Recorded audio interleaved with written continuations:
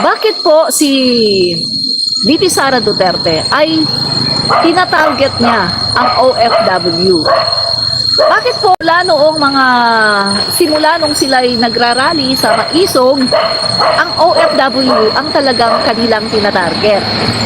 At nakita naman po natin yan, no? Nagkakaroon po sila ng mga rallies all over the world. At kahit nung panahon ng eleksyon, nagkaroon din po sila ng mga rally sa iba-ibang mga bansa.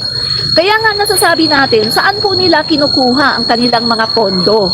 Bakit po nakaka-afford sila na pumunta sa ibang bansa, magpa-organize ng rally, at sumakay sa eroplano, no?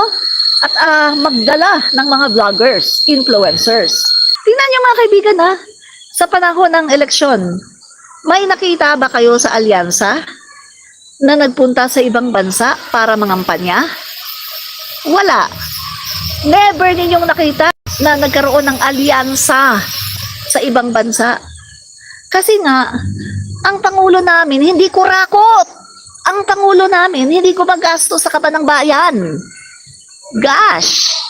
Yan ang katotohanan. Nakita mo, panahon ng kampanyahan, di ba? Alam mo yung sinadjust namin, yan kasi ang kulang eh. Dapat talaga, merong pumupunta dapat ang alyansa sa iba-ibang panig ng bansa at nangungumbinsi sa mga OFW. Yan ang kulang. Samantalang ang Maisog rally sa lahat ng panig ng daigdig. Paano ang laki ng pera ng China?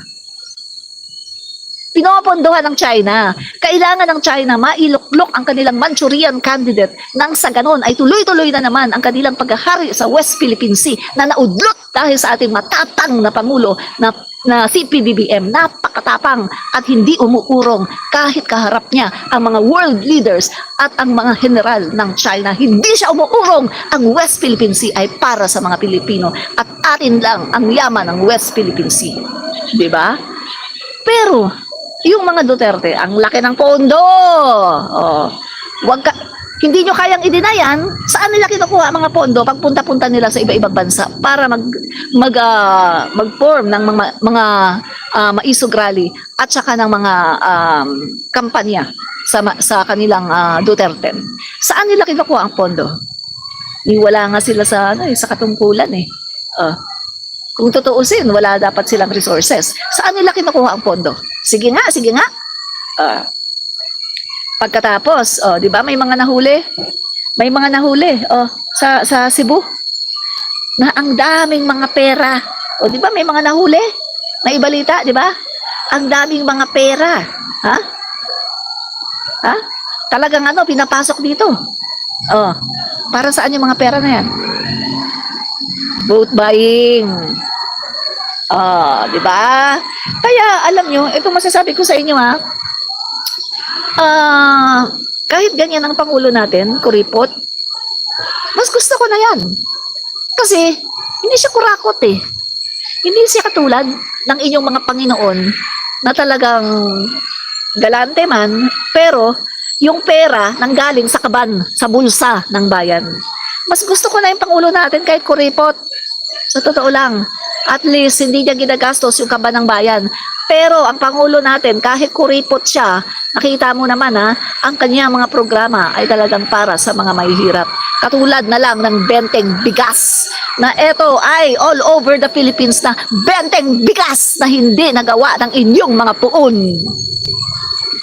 Sabi nga nung si Manong si tatay, first time ito. Ngayon ko lang ito na-experience. Walang nakagawa nito. Kahit yung mga nakaraang Pangulo, siya lang ang nakaisip. First time. Tama naman si Manong First time talaga yan. Walang ibang nakaisip niyan. At hindi kayang tarukin ng isipan yan ng kahit sino na naging Pangulo ng Pilipinas. At kahit si Inday Sara Duterte na nagsabi na nagsisinungaling daw ang ating Pangulo dahil imposible, ngayon siya ay napahiya. Napahiya si Inday.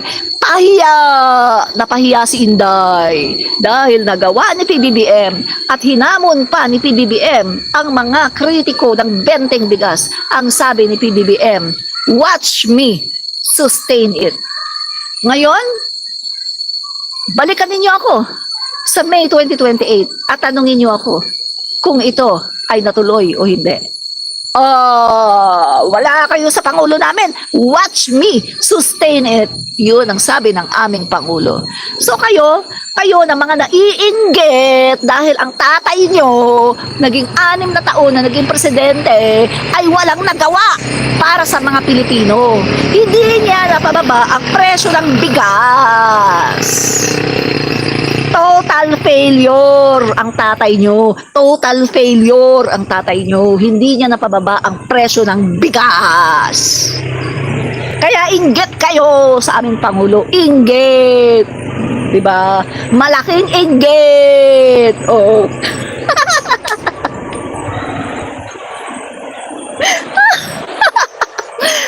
Galit na gusto nang manakit yung mga DDS dito.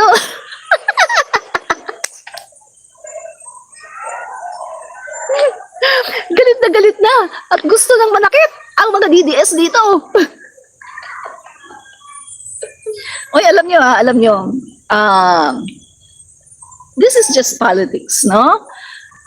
Pare-pareho pa rin tayo mga Pilipino, no? Magmahalan tayo mga Pilipino dahil meron lang tayong iisang bansa, no? So, I love you all. Even you, DDS, I love you all. Diba? Magmahalan tayo. Kung tayo man ay mag-away sa politika, but sa totoong buhay, labas ang politika, tayo ay mga magkakapatid. Diba? Tayo ay mga Pilipino, dapat tayong magmahalan at magkaisa para ipagtanggol ang ating bansang Pilipinas. Diba? I love you all, DDS, and I love you all, PBBM supporters, di ba? Ganun lang yung mga kaibigan. Kahit mag-away man tayo sa politika, magkakapatid pa rin tayo. Mga Pilipino tayo, mga kaibigan. Huwag natin kakalimutan na maging tao, no? Let's not forget our being human, no? Our humanity just because of politics, no? Tandaan nyo yan, mga kaibigan, no? So, kung magkikita tayo sa labas at malaman ko na kayo'y DDS, friends tayo, mga kaibigan, friends. Wala tayong masamang tinapay, di ba? Yun. Friends tayo lahat. So, mga kaibigan, no?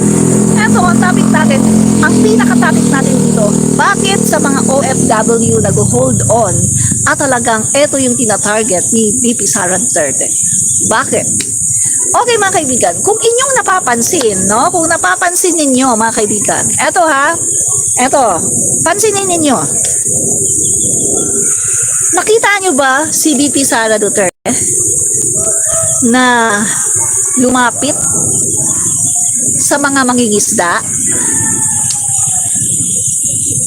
Nakita nyo ba si VP Sara Duterte na nagkaroon ng connection with the fishermen?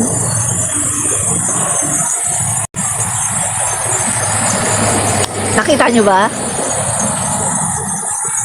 Hindi nyo ba napapansin? Bakit parang OFW ang kanyang tinatarget? Wala sila sa bansa. Nasa labas sila ng bansa. Bakit tila malayo ang loob ni VP Sara Duterte sa mga fishermen? At napansin nyo rin ba? Bakit napakalapit ng loob ng ating Pangulong BBM sa mga fisherman at saka sa mga magsasaka? Pansinin nyo guys! Pansinin nyo to! Maganda itong sasabihin ko sa inyo. Pansinin nyo. Bakit tila mga OFW ang talagang tinatarget ni VP Sara Duterte? At bakit tila malayo ang kanyang loob sa mga fisherman? At bakit tila dinidespise niya? At mukhang kanyang nilalait ang mga magsasaka na nagpapakain sa taong bayan. Pansin niyo ba? Kung kayo ay observant, mapapansin niyo. Ang Pangulo natin, mga kaibigan, malapit na malapit sa mga magsasaka at mangingisda. Bakit si VP Sara? Dito yata siya tinatarget niya ang mga OFW. Pansinin nyo guys! Pansinin nyo! Ah. Okay, ito yan ha. Sasabihin ko sa inyo kung bakit. Unang-una, ang mga OFW, yan yung mga vulnerable pagdating sa fake news. Sila ang kayang-kayang utuin at budulin. Bakit? Kasi wala sila sa Pilipinas. Sila yung kapag pinuntahan mo, medyo hinili-hili mo, at medyo inuto-uto mo, medyo kakagat. Lalong-lalo na pag pinakitaan mo ng angelic face, ng kaplastikan, kamusta na kayo? Hug dito, hug doon, kamusta na kayo? But at the back of it, yung kanyang mga PSG, alcohol. Bakit OFW? Kasi yan ang kaya niyang utuin. Yan ang kaya niyang makuha na boto. Kasi kaya niyang utuin dahil wala sila dito. Hindi nila alam ang tunay na pangyayari. Kaya OFW ang tinatarget niya. Bakit naman malayo siya sa mga mangingisda? Na kung tutuusin natin ang mga mangingisda, dapat di ba malapit siya dyan? Kasi kung ikaw ay public servant, kung ikaw ay para sa mahirap, dapat malapit ka sa mga mangingisda at magsasaka. Pero bakit malayo ang loob ni VP Sara Duterte sa mga mangingisda at magsasaka? Unang-una, kaya malayo ang loob ni VP Sara Duterte sa mangingisda ay dahil sa issue ng West Philippine Sea. Dahil pro-China siya. Remember, ang ating mga mangingisda, binubuli sa West Philippine Sea, pinapaalis. May komento ba si Sara? Tinanong siya, anong masasabi mo sa pambubuli ng Chinese Coast Guard sa ating mga mangingisda? No comment siya. In short, kaya malayo ang loob niya sa mga mangingisda kasi dahil sa China. Okay lang kay VP Sara Duterte na mawalan ng isda ang mga tao. Okay lang kay VP Sara Duterte na maghirap ang ating mga mangingisda at wala silang makain dahil wala na silang mahuli. Okay lang kay VP Sara Duterte. Huwag lang masaktan ang ego ni Xi Jinping at ng China dahil mas mahalaga kay Sara Duterte ang nararamdaman ni Xi Jinping kaysa ating mga mangingisda. Diba? Pansinin nyo, mga kaibigan, kailan nyo nakita na lumapit si Sara Duterte sa mga mangingisda? Kailan nyo nakita na pinagtuunan niya ng pansin ang mga mangingisda? Pansinin nyo! Huwag kayong bulag! Imulat nyo ang inyong mga mata! Huwag kayong bulag! Pansinin nyo! Tanungin nyo sarili nyo pag nasa bahay na lang kayo, kung ngayon ay nahihiya kayo na mag-accept. Well, kapag nasa bahay na lang kayo at kapag kayo'y nakaharap sa salamin, tanungin nyo sarili nyo, bakit nga ba si Sara Duterte ay malayo sa mga mangingisda? Bakit nga ba tila hindi niya pinagtutuunan ng pansin ng mga mangingisda? Bakit nga ba kapag tinatanong siya tungkol sa pambubuli ng China sa mga mangingisda, ay bakit no comment siya? Gayong sinasabi niya, mahalin natin ang Pilipinas.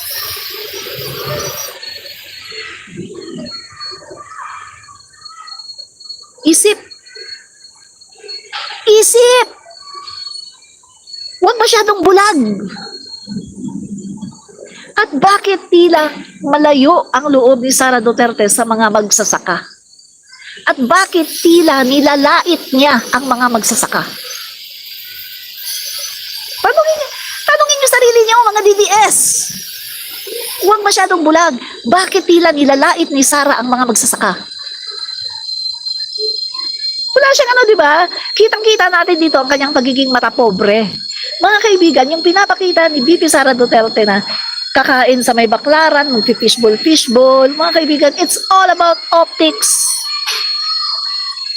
Puro mga hypocrisy.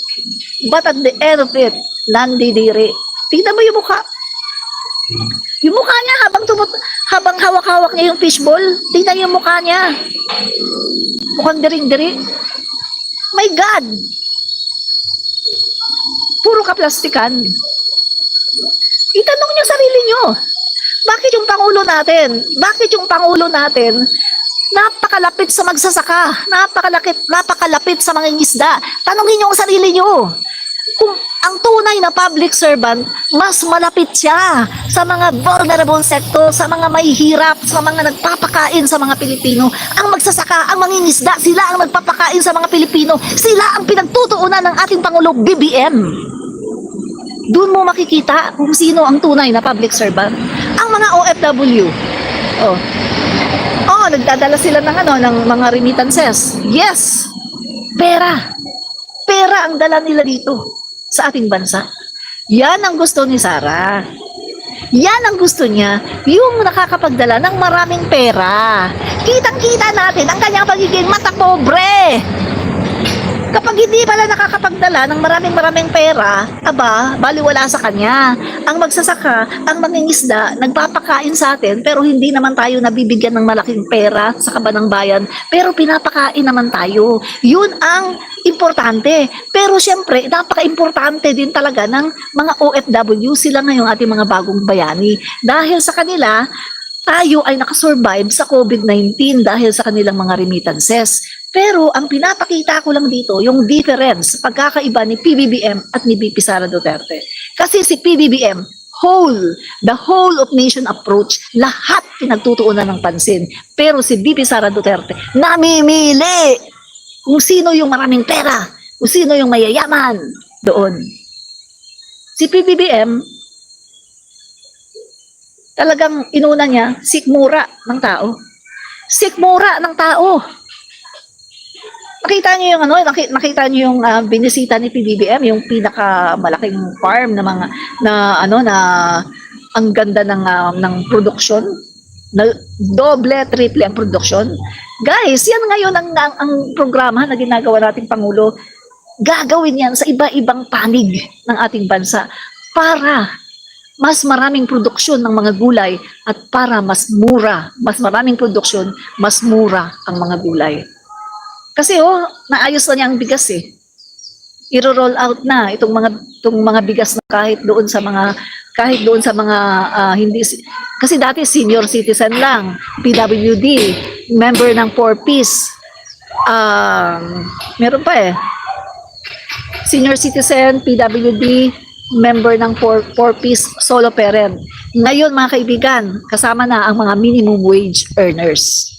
Siyempre, yung mga mayayaman, hindi naman sila pwede sa benteng bigas. Mayayaman sila di ba? Tsaka yung mga namimili ng bigas na gusto talagang sobrang puting-puti, na meron na talaga silang target na ito ang gusto nila at kaya nilang bumili. Hindi rin sila doon makakabili, di ba? Talagang para ito sa mga mahihirap, no? So, ibig sabihin mga kaibigan, si PBBM, tinarget niya ang sikmura ng tao. Sikmura ng taong bayan. Pero, si Duterte, anong tinarget niya? Pinagpapapatay ang taong bayan. Si PBBM bumubuhay, si Duterte pumapatay. Yan ang kanilang kaibahan. Si PBBM bumubuhay, si Duterte pumapatay. Diba? Real talk lang tayo dito Friends tayo lahat, magkakaibigan tayo lahat dito. Magkakaibigan tayo dito. Kayo mga DDS, mga kaibigan ko kayo. I love you all, mga DDS, mga Pilipino tayo. At the end of the day, without politics, magkakaibigan tayo, magkakapatid tayo. I love you all, mga DDS. Katulad ng mga PBBM supporters, I love you all, di ba?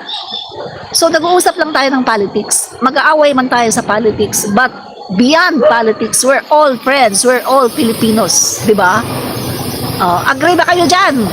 Agree? Type agree. Di ba?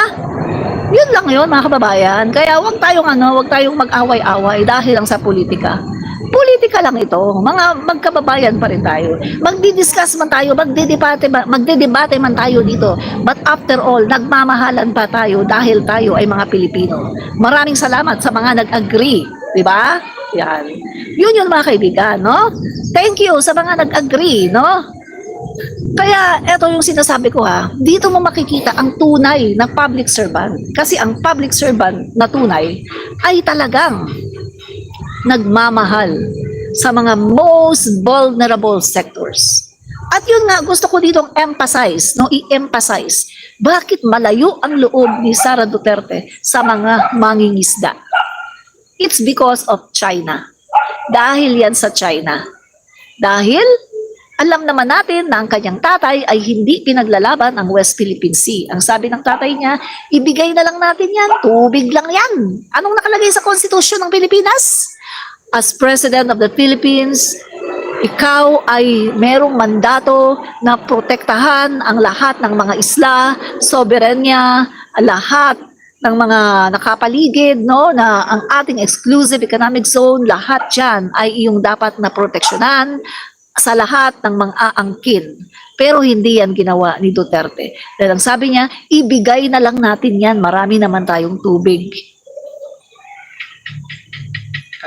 Kung ikaw matinong Pangulo, ibibigay mo ba yan? My God, ang yaman-yaman ng West Philippine Sea, natural gas, napakayaman sa oil, napakayaman sa mga malalaking mga isda, lahat ng klaseng species, andyan, yung mga corals, etc., etc. Ang yaman ng West Philippine Sea. It's all for Filipinos, hindi para sa China. Pero ang sabi ni Duterte, ibigay na lang yan. My God! Kung ganyan ang utak ng lahat ng mga leader, aba wala na tayong bansang Pilipinas. Dahil noon pa man, sakop na tayo ng iba-ibang mga bansa. Pero ang ating mga kababayan, ang ating mga hero, hindi sila pumayag. Lumalaban gamit ang mga tabak, gamit ang gulok, gamit ang mga improvised na mga guns at mga pasabog, gamit ang kanilang puso, ang kanilang isipan, gamit ang kanilang mga lakas kahit na wala silang laban sa napaka-improve na armor at na mga armas at na mga kung ano-anong mga pasabog ng mga banyaga. Wala silang laban.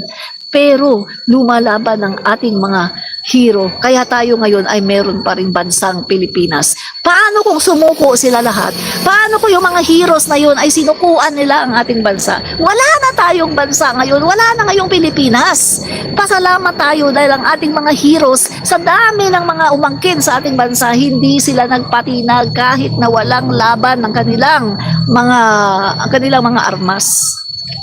Yan yun. Kaya nga, nakakatuwa na nagkaroon ulit tayo ng Pangulo ng Pilipinas in the person of President Bongbong Marcos Jr. na napakatapang. Piruin mo akala mo napaka-refine, di ba? Tingnan niyo yung Pangulo yung Pangulo natin, kahit sa personal, ilang beses ko na siyang nakita eh. At nung panahon ng Thanksgiving party kami sa sa HQ, sa Bagong Pilipinas headquarters sa Mandaluyong, nagpa-party kami doon, no, with the PCO, Presidential Communications, no, sina Emerald, etc. Alam niyo mga kababayan, dinalaw kami doon ni PBBM. Pinuntahan kami ni PBBM. At talagang na-starstruck ako sa kanya. Maraming beses ko na siyang nakita, maraming beses na akong nakalapit sa kanya. Pero mga kaibigan, hindi ko talaga magawa na tawagin siya para makipag-selfie kasi talagang nai-starstruck ako sa kanya. At medyo talagang nahihiya talaga ako sa kanya. Siguro nandun yung sobrang pagrespeto ko sa kanya, no, na parang hindi ko talaga siya matawag, no? So dito siya, nandito ako. Gumagano na lang ako, guys, yung aking cellphone, ginaganyan ko na lang. Nandiyan lang siya, nandito lang ako. Pwede ko siyang tawagin, Mr. President, pa-selfie. Katulad ng ginawa ko kay F. Elisa. F. Elisa, nandito lang ako. FL, pa-selfie naman. So, si selfie na kami. Nakita ni FL, naka-mask ako nun eh. Ginawa ni FL, sabi niya, teka, tinanggal niya yung mask ko, tinanggal niya. Saka kami nag-selfie. Ganon po. Pero kay PBBM, hindi ko talaga siya matawag-tawag. Sobra talaga yung na-starstruck talaga ako. Alam nyo, even in person mga kaibigan, napaka-refine talaga. Pino siya kumilos, mga kaibigan. Parang talagang, alam niyo yung kilos ng mga prinsipe, mga prinsesa sa mga gano'n, napaka-pino niya kumilos, mga kaibigan. Tapos pag nagta siya, napaka-malumanay, napakabait. Pati pag, grabe mga kaibigan, no? Talagang makikita mo sa kanyang aura na napakabuti niyang tao at napakatalino, no? Kaya napakaswerte natin ngayon dahil meron tayong Pangulo ng Pilipinas na talagang pinaglalaban ang ating West Philippine Sea at hindi niya ito binibigay sa China, di ba? Guys, taliwas naman kay BP Sara Duterte na napaka-brusko, ang lutong magmura. Akala mo taga-squatter area.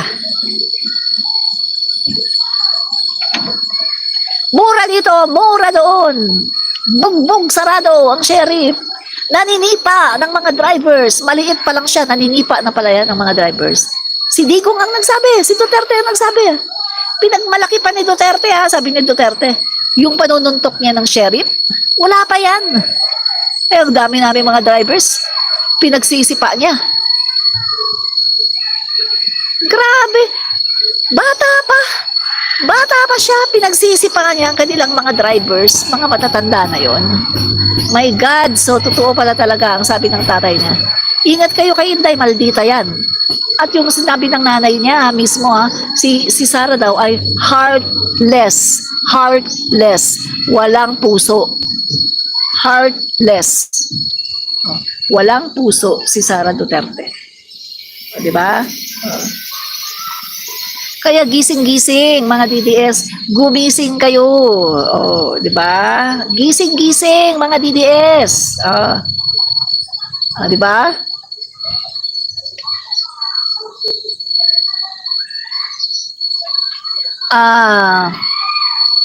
Mars Ilonggo, FL sana mag-live na minsan. Alam nyo kasi si FL Lisa, try niyong puntahan ang kanyang page, no? Liza Marcos. I-try niyong puntahan.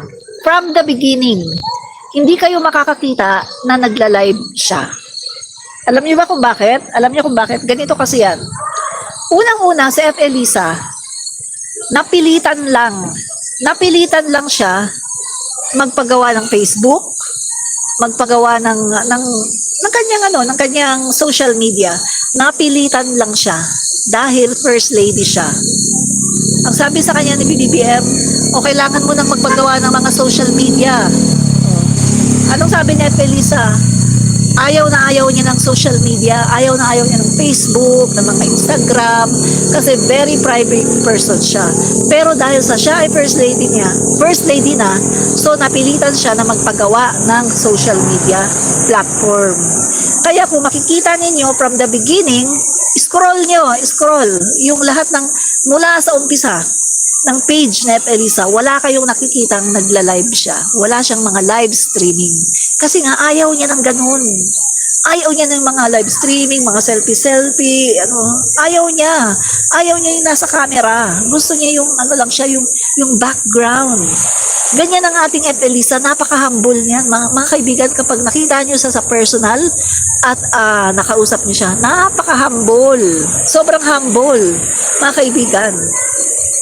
Yung mga sinasabi sa kanya ng mga paninira, ay Mariosep, mga paninira lang yan. Kasi sila ay inggit kay F. Elisa. Kasi bukod sa napakasimple, my God guys, napakasimple ni F. Elisa, organic beauty Halata mo, hindi nagparitoke, pero kitang-kita mo, bakas na bakas. Yung napakagandang muka, cute na cute, kahit na siya ay 66 years old na.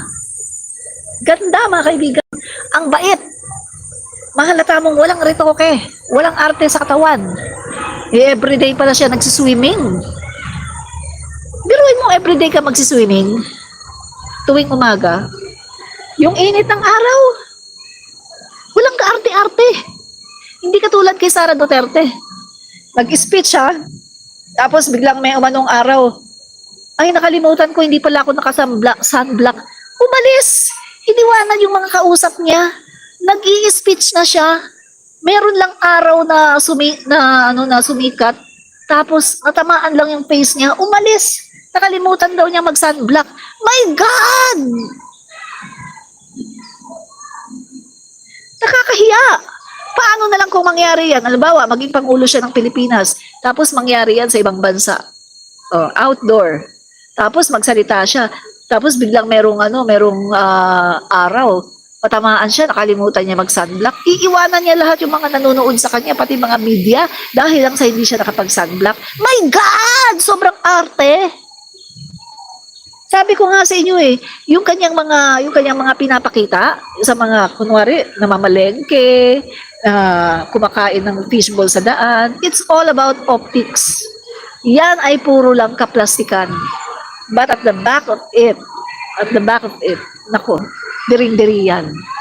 Yung kanyang pagkain-kain sa restaurant, my God! Naggaganyan-ganyan lang sila para magpakita, kunwari, simpleng buhay. Simpleng buhay, ay mahirap lang kami, hindi kami mayaman. Ah, talaga? Tapos nung sinabi ni Trillanes kay Duterte, magpirma ng waiver para makita ang bank account. Aba, biglang nagalit. Nagalit. Oh. Kung talagang mahirap lang kayo, at kung talagang totoong mahirap lang kayo, at wala kayong tinatago sa bank accounts nyo, bakit ayaw nyong pabuksan? Ganyan lang kasimple yan eh. Kung walang tinatago, bakit ayaw nyong pabuksan ang bank accounts nyo? O, di ba? Ganun lang yun mga kaibigan. Simpleng-simple. Ganyan yun. Mirna Ocampo, yan po ang hindi maintindihan ng mga Duterte supporters. Nakakalungkot, PBBM. Correct, tama po kayo. Nakakalungkot talaga, mga kaibigan, no? Yan po ang katotohanan. Talaga, totoo yan.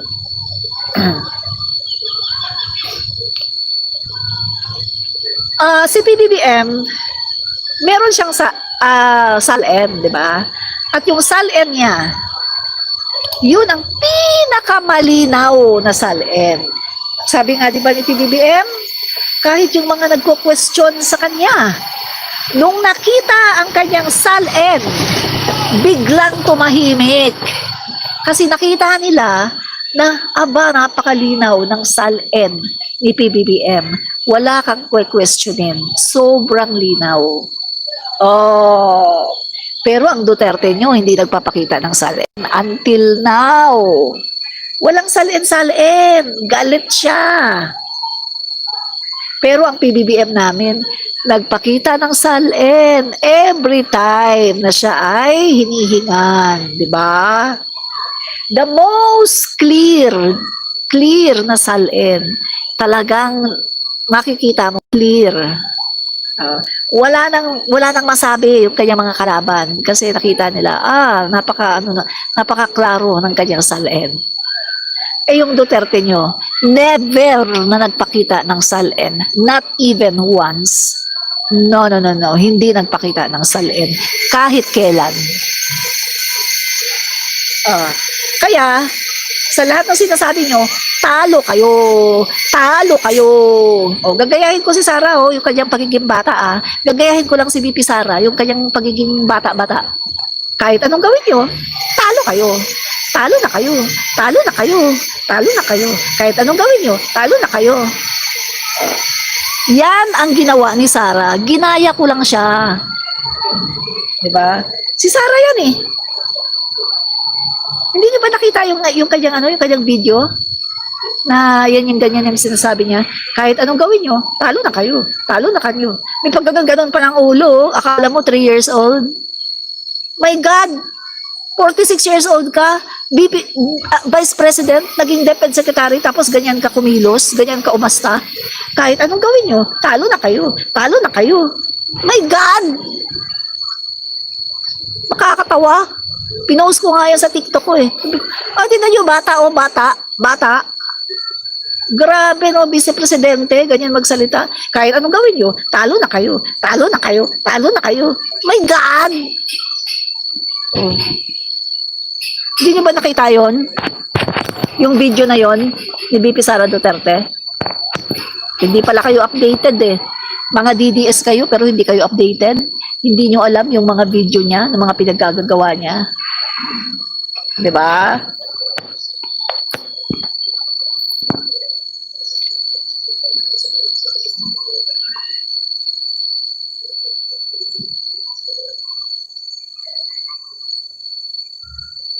Anong gusto nyong kanta?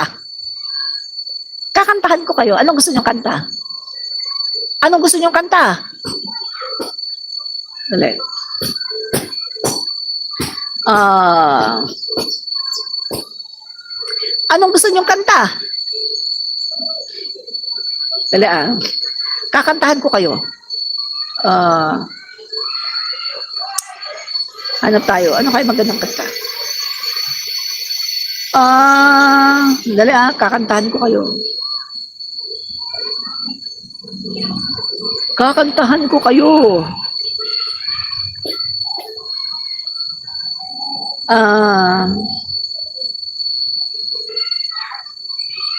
Gusto niyo ba ng Just Once kay James Ingram? Just Once. Okay, kakantahan ko kayo. Sandali kakantahan ko kayo. Just Once by James Ingram. Dali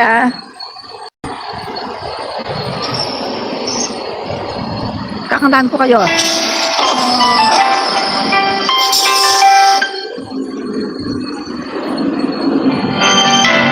I did my best, but I guess the best wasn't good enough. 'Cause here we are back where we were before. We're back to being strangers. What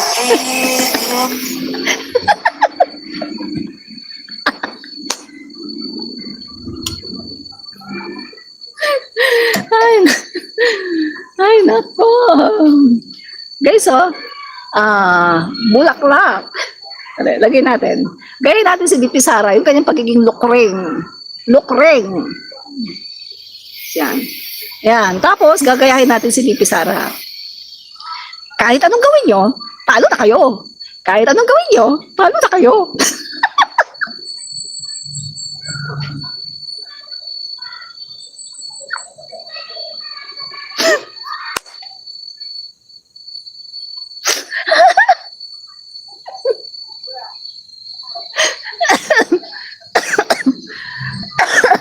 Tawang-tawa talaga ako dun, guys. Sandali, hanapin ko yung video ni BP Sara. Sandali Alam niyo ba, tawang-tawa talaga ako dun sa video na yon. Sabi ko, para siyang bata, no? Dali dali. Hanapin ko. Yung talaga, guys, no? Sabi ko, matanda na to, naging DepEd Secretary, Vice Presidente, tapos ganito siya umasta. Kahit anong gawin nyo, talo na kayo, talo na kayo. Sandali, hanapin natin Hanapin ko lang yung video niya.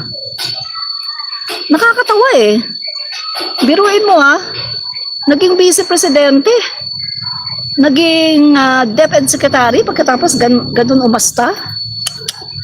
Dali guys, hanapin natin. Nakakatawa talaga siya Super nakakatawa. Ito yata yun. Sandali. Ito, nakita ko na yata. Ito. Hindi pala gutom. Ano yan? Gutom daw yung mga Pilipino. Dali Sandali guys hanapin lang natin. Maganda yun nakakatawa talaga. Kahit anong gawin nyo, talo na kayo. Talo na kayo. Para siyang bata. Ay, nako. Dali hanapin ko lang guys. Pinost ko yun sa TikTok ko Talagang nakakatawa. Tapos meron pa siyang yung sinabi niya na siya daw ay outrageously awesome. Ano? Awesome ba yun? Grabe magbuhat ng bangko no? Andali Kahit anong gawin nyo, talo na kayo, talo na kayo. Yan. Dali hanapin lang natin. Nakakatawa guys Talagang tawa ako ng tawa nung nakita ko yun. Sabi ko, uy, parang 3 years old. Alam niyo kung bakit ako natawa ng husto? Kasi naalala ko yung mga pupils ko, kinder, nursery, prep. Ganon kasi sila guys Kapag yung nakikipaglaro, tapos sasabihin, kahit anong gawin nyo, talo na kayo, talo na kayo. Ganon talaga pati yung pag ng ulo. ni VP Sara. Ganon-ganon talaga guys, no? Kaya natawa ako kasi naalala ko yung aking mga pupils. Sabi ko, pambira, vice presidente yan ha. DepEd secretary ha. Tapos ganyan ng ano. Dali napin lang natin. Sobrang dami ko kasing ano eh. Saglit ha. Huwag kayong lumayas guys. Ito yata. Ito. Ito.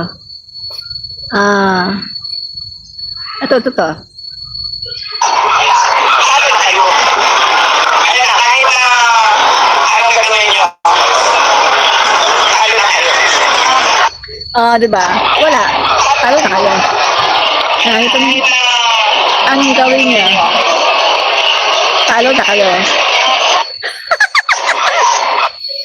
Sabi na kayo. Ayan na, kahit na anong gagawin nyo, talo na kayo. Ay! Matandang paurong. Talo na kayo. Kahit anong gawin nyo, talo na kayo.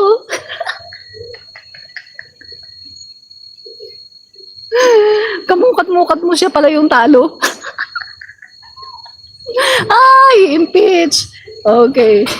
Dali Okay. Pag-usapan natin to.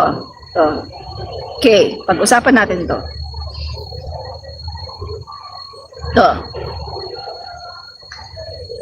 Okay, mga kaibigan, no? Yan. Meron pong press release, no? Mga kaibigan, House Prosecutor. Yung mga House Prosecutor daw, mga kaibigan, comes President Marcos' commitment to impartiality in VP Duterte impeachment trial. Ito kasi mga kaibigan, meron pong statement si Pangulong BBM na hindi siya makikialam sa impeachment. Dahil ang sabi nga po niya, ayaw daw po niya ng impeachment, kung siya ang tatanungin, ayaw niya, pero at the same time, hindi po niya utusan yung mga kongresista, yung mga senador, para itigil ang impeachment. So hindi siya makikialam. A member of the House Prosecution panel on Wednesday welcomed the decision of President Ferdinand Bongbong Marcos Jr. to distance himself from the upcoming impeachment trial of Vice President Sara Duterte, saying the move reinforces the constitutional principle of separation of powers and gives way to a fair and independent Senate trial. So, maganda ito mga kaibigan. Kasi ito sa totoo lang mga kaibigan, sa totoo lang katotohanan lang tayo dito mga kaibigan, sa totoo lang. Halos lahat po ng impeachment na nagdaan, kay Corona, lahat po yan mga kaibigan, lahat. Meron po laging kamay ang executive. Meron po laging pakikialam ang executive o ang presidente. Pag sinabi po ng presidente sa mga senador, kinausap niya, isa-isa yan, kinakausap. Kapag meron pong ayaw bumoto ng yes, kinakausap niya yan ng mga nagdaang pangulo at talagang kinakausap sa Malacanang para ligawan at sabihin na, pwede ba ibigay mo na lang sa akin yung yes mo. Ganyan po ang ginagawa ng mga nagdaang presidente. Real talk lang tayo dito. Nakikialam talaga ang mga presidente sa impeachment, lalong-lalo na kung ang magbebenepisyo nito ay sila or yung kampo niya. Kaya nga, nakakatuwang isipin na meron tayo ngayong presidente na Pangulo ng Pilipinas na hindi siya makikialam. Hindi niya pipigilan. At the same time, hindi rin niya pakikialaman ang desisyon. Kung sakaling sabihin ng mga senator judge na, okay, acquitted ka, walang pakialam ang Pangulo. Pag sinabi ng mga senator judge na, oh sige, impeach ka, wala din siyang pakialam. Kasi, ang Pangulo natin, pinapahalagahan niya yung separation of powers na tinatawag. Separation of powers. Yan yun mga kaibigan. At eto nga, sinasabi ko sa inyo, sa panahon ng mga iba-ibang presidente, palaging nakikialam ang presidente. Bigyan ko kayo ng isang example, the best example, CJ Corona. Panahon ni Pinoy. Alam nyo ba, isa si Bong Revilla Isa si Bong Revilla sa ayaw bumoto ng yes. No? Isa siya. Ano yung kwento ni Bong Revilla? Yung pinasabog niya sa Senado? Isinama siya ni Mar Rojas sa Malacanang. Nandun daw si Abad, yung iba-ibang secretary, at ang Pangulo, si Pinoy. Ano sabi ni Pinoy? Pare, ibalato mo na sa akin to, yung yes mo. Kailangan siyang ma-impeach. Diba? So unang-una, ayaw-ayaw pa si Ramon Revilla eh. Si Bong Revilla, ayaw-ayaw pa, pero bumoto rin ng yes. Sino ang nanindigan ng no to impeach CJ Corona? Sino ang nanindigan? Tatlo lang. Miriam Defensor Santiago, Joker Arroyo, at yung ating Pangulo ngayon, PBBM, Bongbong Marcos. Sila lang tatlo ang bumoto ng no to impeach CJ Corona. Pagkatapos ng mahabang panahon, anong lumabas sa Sandigang Bayan? Acquitted. Si CJ Corona ay acquitted. Hindi napatunayan na siya ay nangurap. So ibig sabihin, tama pala ang desisyon ng Pangulo natin na inacquit niya si CJ Corona as Senator Judge. So ngayon naman, si VP Sara Duterte naman ang mai-impeach. Magkakaroon ng Senate trial, no? Impeachment trial sa Senate. At hindi makikialam ang Pangulo natin. At yung ating mga senador, dapat magbase sila sa ebidensya at hindi sa pakikipagkaibigan. Yan ang katotohanan. Magbase sa ebidensya at huwag sa pagiging magkakaibigan. Davao Kakamping TV, Davao Kakamping Junior TV. Good morning, Ma'am Admin Rich. Good morning din po sa inyo. Marami pong salamat sa panonood. No? Oy, Davao Kakamping Junior TV. Binoto ko si Bam Aquino at saka si Kiko Pangilinan. Yan. Kasi di ba, yung kay PBBM, meron siyang 10 senators. Ang binoto ko lang 9 kasi hindi ko binoto si Camille. So 9 lang ang binoto ko doon. Tapos dinagdagan ko, binoto ko si Kiko Pangilinan at saka si Bam Aquino. Tapos yung isa naming ano ba 'yun? Kasamang vlogger, no? Si Mark Gamboa. Yan po ang binoto ko. Taga Davao po ako pero hindi makadutae. Yes po, kasi ang alam ko pag mga kakamping, ayaw nila sa Duterte, no? Kapag kakamping, ayaw sa Duterte. Yeah. So, yan mga kaibigan, no? Ano pa ba? Tuloy natin, no? Yung ating sinasabi. So, eto nga po, as the President is the most powerful man in the country, he will exert undue influence on the senator judges, and we want the senator judges to act independently, free from any influence from the executive department, he added. Tama po siya, kasi ang presidente po natin, BBM, ang pinakamakapangyarihang tao dito sa Pilipinas. Kung ano po ang sasabihin ng presidente, matutupad yan. Yung mga senador dyan, kahit na marami ang boboto ng no, kapag gusto ng presidente na iboto ng yes, matutupad pa rin ang gusto ng presidente na yes ang iboto nila. Yan yung mga kaibigan. Ganyan ang kalakaran, no? Pero dahil ang Pangulo natin ay hindi po pakialamero at hindi po diktador, so hindi po niya yan didiktahan, mga kaibigan. Hindi niya yan didiktahan. Diba? Yan ang katotohanan. Kaya napakaganda po na ang Pangulo natin ngayon ay sumusunod talaga sa batas at sa separation of powers ng executive, legislative, at judiciary. The 3 branches of the government. Siya po ay sumusunod sa separation of powers. No? Yan. So, ang sabi pa po ni Defensor, but I want to see that senator judges will act independently, and while we agree that it's a political process and the senators have their own affiliations, we want to see a trial, an objective trial, when it comes to the presentation of the evidence by the prosecution as well as by the defense. Defensor continued. Yan. So yan po, yan mga kaibigan. Dapat tatakbo sana si Larry Gadon. Davao Kakamping. Baka po sa mga susunod pa, no? Mga susunod pa na senatorial senatorial election, no? Or sa 2028, pwede siyang tumakbo ulit, no? Yan. So, eto mga kaibigan, sabi pa dito, survey na may presyo. Yan. Survey na may presyo. Pulse Asia head. Inamin noon na tumanggap ng 620,000 para sa impeachment survey. My God! My God! Oh, tingnan natin mga kaibigan yung balita, Open natin yung balita. Grabe.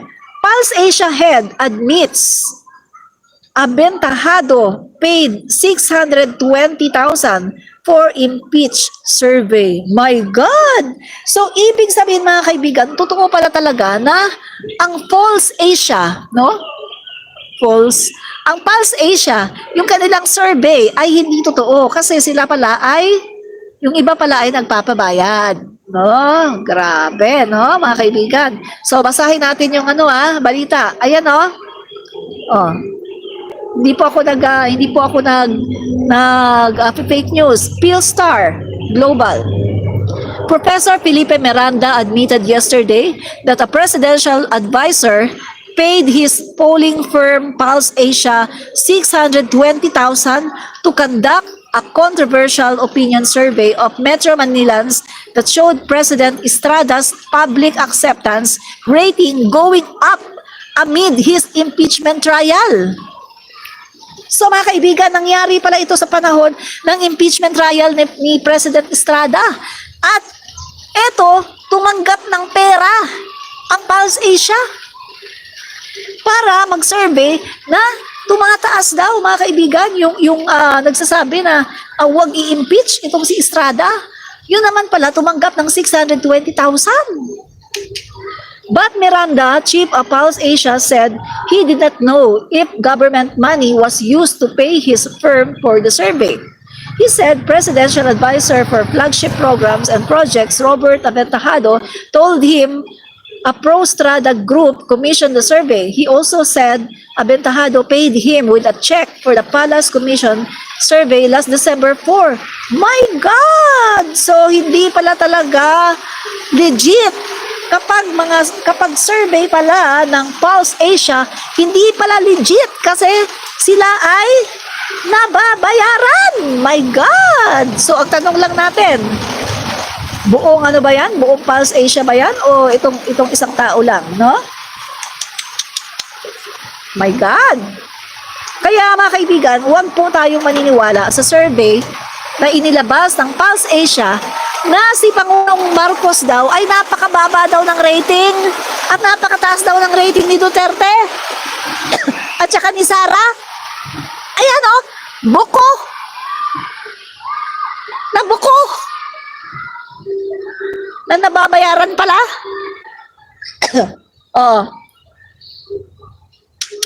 Grabe. So,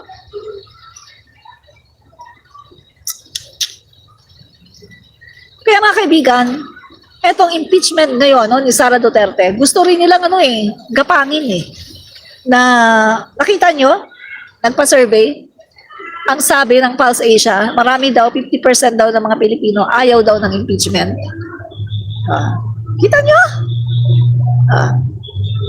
So mga kaibigan, bakit nila pipigilan ang impeachment? Na kung tutuusin mga kaibigan, ang impeachment ay isang napakagandang proseso para maipagtanggol ni Sara Duterte ang kanyang sarili. Pero bakit nila ito pinipigilan? Kasi nga, alam nila na may kasalanan talaga si Sara. Kasi alam nila na pag lumabas ang mga ebidensya, lagot. Kasi kung walang kasalanan yan, bakit nila ipapatigil? Bakit gusto nilang ipatigil, mga kaibigan, ang impeachment kung talagang walang kasalanan? Di ba? Simple. Yan. Grabe, no?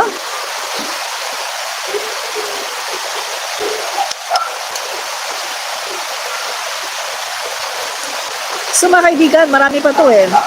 Madami pa ito, no?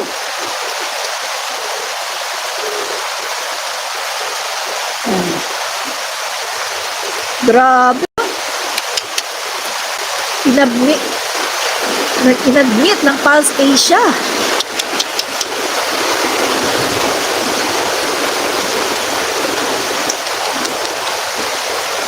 So walang credibility mga kaibigan. Wala nang credibility ang Pulse Asia. Ginagamit para maglabas ng peke ng mga survey. Dali, i-post natin to. Post natin to para malaman ng mga tao. Dali, ipo-post natin para malaman ng mga tao, hindi sila maniwala.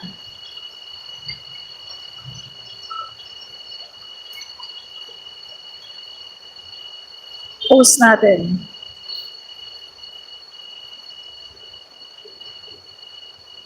Post natin. Sandali guys, post ko lang.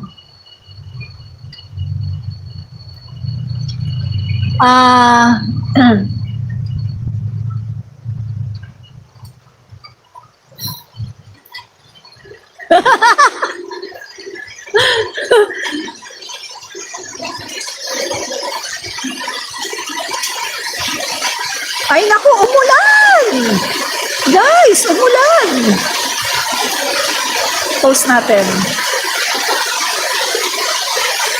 Yan, post natin. Yan, so, tama nga ang hinala ko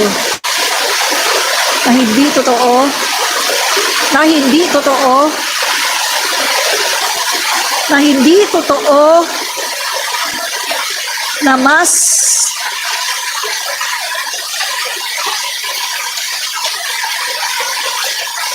mas mataas ang survey, ang ratings ni Duterte at Sara kay PBBM. Paano tataas ang trust rating? Ang trust rating ni BP hindi naman nagtatrabaho. Hindi naman nagtatrabaho.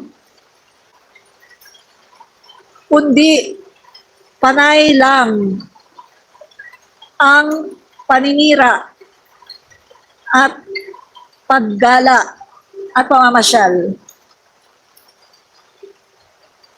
Yan, di ba? Yan, post ko guys ha. So tama nga ang hinala ko na hindi totoo na mas mataas ang ratings ni Duterte at Sara kay PBBM.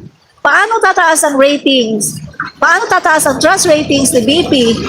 Hindi naman nagtatrabaho, kundi panay lang ang paninira at pamamasyal. O, di ba? O, post natin to.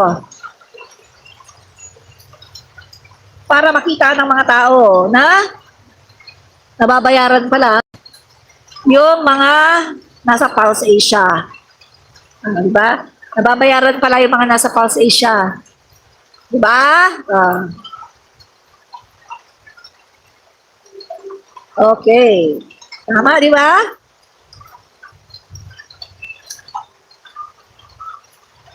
Yan. So, tama nga ang hinala ko na hindi totoo na mas mataas ang ratings ni Duterte kaysa kay PBBM. Paano tataas ang trust ratings ni BP? Hindi naman nagtatrabaho, kundi panay lang ang paninira at pamamasyal. Ayan na, nakapost na. Yan. Yan na, naipost ko na guys sa aking Facebook. So sa mga hindi pa po nakakapag-follow sa akin, please follow my Facebook page, Admin Rich Comentarista. Pakita ko sa inyo ha, ito po ang ating ano.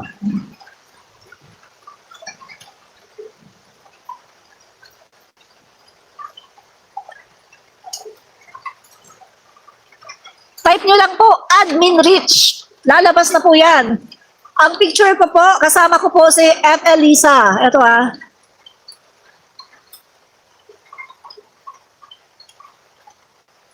Kasama ko po si F. Elisa. Ito po yung event sa Marikina City. No?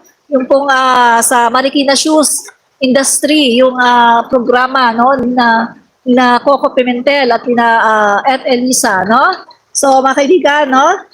Ito po yung aking profile picture. Follow niyo po ako, Admin Rich. Yan. Type niyo lang po, Admin Rich. Makikita niyo na po, no? Tapos, ito naman po ang aking TikTok page. TikTok page. Pakita ko sa inyo. Yan. Follow niyo rin po ang aking TikTok page, Admin Rich. Admin Rich. Admin Rich, komentarista. Yan. Meron na po akong 1.4 million likes. Di ba? Tapos, paki-follow naman din po, paki-subscribe naman ang aking YouTube channel. Yan. Ang YouTube channel natin, kung hindi pa po kayo nakasubscribe, paki-subscribe na rin po itong ating YouTube channel. At kung hindi pa po kayo ngayon nakakapag-like, paki-double tap to like. Yan. Like nyo na po. Double tap nyo na para makapag-like. At paki-push na rin ang notification bell para kapag ako po ay naka-live, kayo ay manonotify. No? Maraming pong salamat. Leonardo Eborde, go Ma'am Admin Rich, spread the truth. Yes, Leonardo Eborde. Yan. Davao Kakamping Junior TV, hindi yan totoo na nanalo si PBBM dahil kay Sara. Mas kilala ng mga tao si PBBM kaysa kay Sara. Correct! Bata pa lang si PBBM, kilala na siya ng mga tao. Bata pa lang si PBBM ay talagang kilala na siya. So, di ba mga kaibigan? Kilala na ang ating Pangulong BBM. 8 years old pa lang, siya ay nangarap na. Ang sabi niya nung 8 years old siya, I want to be a politician. I want to give mga may hirap daw. I want to give them plenty of bigas. And ulam. Diba? Hello, lakas ng ulan. Ulan.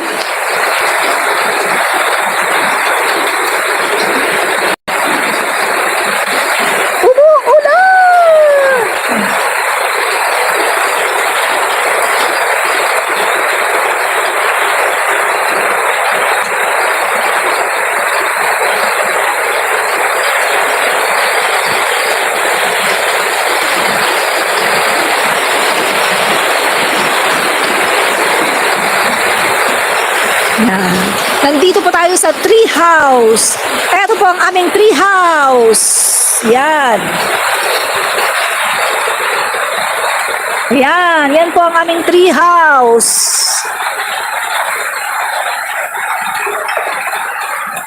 Dito po ako nakaupo.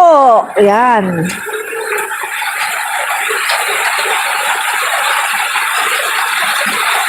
Yan, ito po ang aming tree house.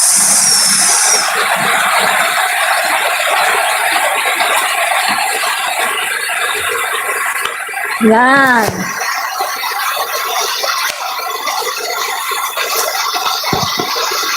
Correct! Tama po kayo. Mabuti si PBBM, no?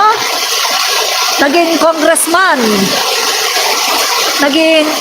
Bago siya maging congressman, vice governor, congressman, senator, tapos ngayon naging president. Si Sara, mayor lang, tapos vice agad. Diba? Tama po kayo.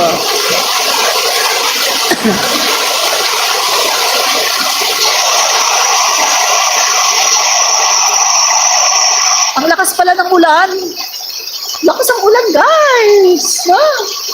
Ang lakas ng ulan. Sino ang merong 51 billion for flood control? Si Pulong Duterte. May 51 billion. Diba? Sipolong. Kani guys ah.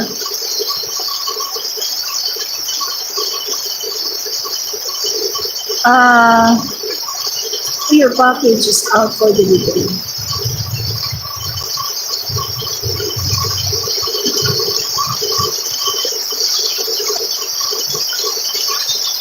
Okay.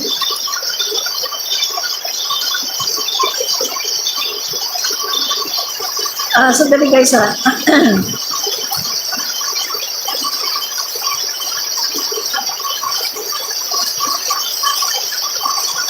Send a message.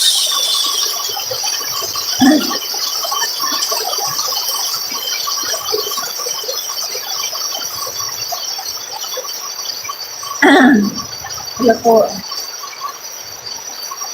Dali guys ah, iniwan ko na sa guard ang bayad.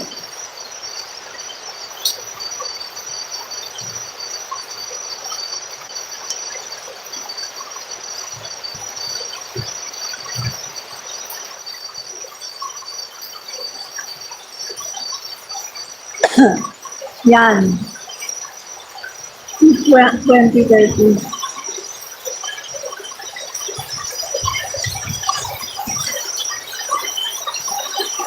Wala, ang lakas ng ulan.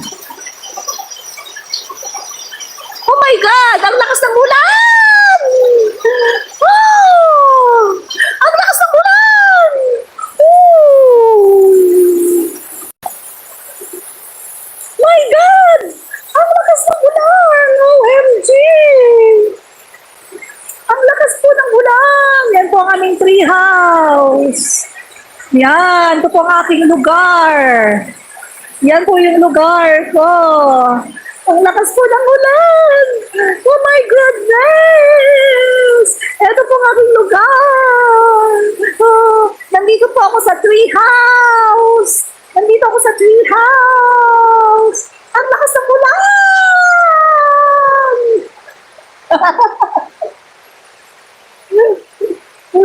Meron naman bubong. May bubong. Yan!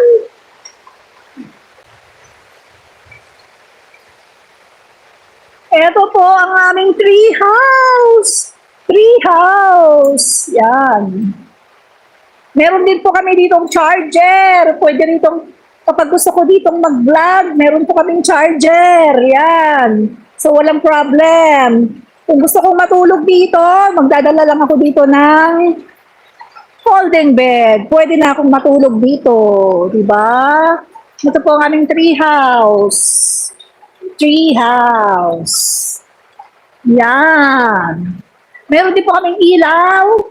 So sa gabi, pwede dito sa gabi. Magdala na lang ng kulambo kasi may lamok. Yan po ang aming tree house. Tree house. Tree house po namin yan. Ang ganda ng aming tree house. Yan. So, doon po, yan. Ito po ay hanging bridge. Hanging bridge. Gumaganon-ganon po yan. Gumigewang-gewang kapag ako'y dadaan. Yan. Gumigewang-gewang ito. Kasi siya ay hanging bridge. Para makapunta doon sa kabila. No? Yan po. No? Yan. Maganda. Hello! Hello po sa inyo, Leonora Iborde. Yan ang BBM vlogger. Happy lang. Walang stress. Yes po. Yan. Maganda po ang aming place. Yan. Maganda ang aming lugar. Yan. Ako po dito ay, ilang taon na ba ako dito? Ilang taon na ba ako dito?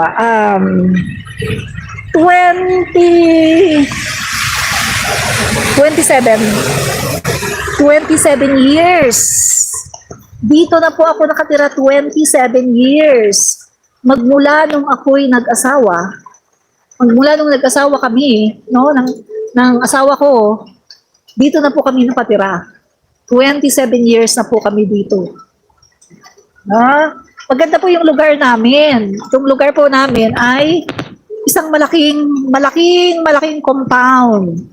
Tapos, dito lang po, merong rules. Hanggang alas 10 lang. Pagdating po ng alas 10, ay sarado na ang gate. Eh ako po, kapag di ba pupunta ako sa mga event ng Pangulo, dumarating ako dito minsan alas 2 na ng madaling araw, minsan alas 12, alauna, so sarado na yung gate. Kaya, nagsasabi na ako sa asawa ko kaagad-agad na sabihan niya yung guard na darating ako, no? Darating ako ng ganyang oras. Tapos, kapag nandyan na po ako, te-text ko yung asawa ko. Tapos, pupuntahan niya yung guard, hahanapin niya kung nasaan. Kasi yung guard po namin, minsan, kapag ganun po ang oras, nagro-robing na, no? Nagro-robing sa loob ng compound. So, pag ganyan, minsan wala na siya sa guardhouse, nagro-robing. So, hahanapin niya ng asawa ko, iti-text, hahanapin. Tapos, para bubuksan ako. Kasi, nakasarado na po yung aming gate.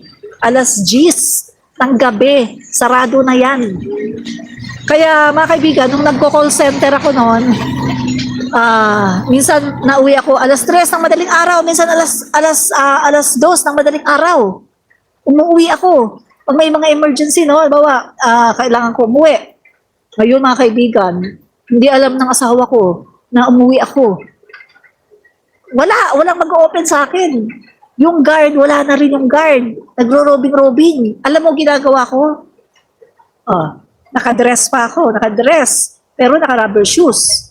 Ang taas ng aming gate, ang taas. Ang ginagawa ko, tingin ako sa likuran. Walang tao.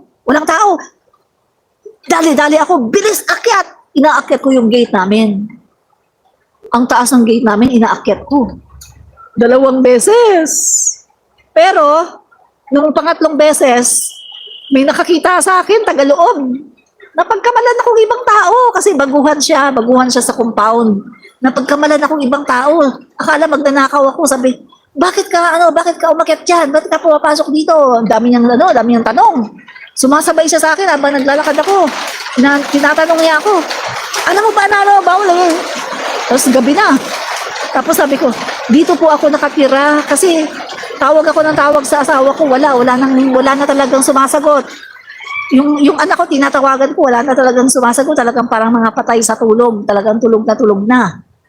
So, sinabi ko, dito po ako nakatira, ako po si ganto. Ay, sorry. Yan, nag-sorry siya. Tapos sabi niya sa akin, pero ang galing-galing mo ha, ang taas-taas ng gate natin, nakaya mo yan, nakaakyat ka talaga sa gate natin, ang galing-galing mo naman.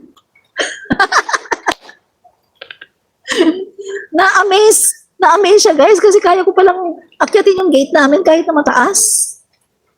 Sabi ko sa kanya, secret lang po kasi po nung mga teenager pa po ako, kaming dalawa ng kapatid ko, yung ate ko, ay yung nanay po namin mahigpit, masyado po masungit yun.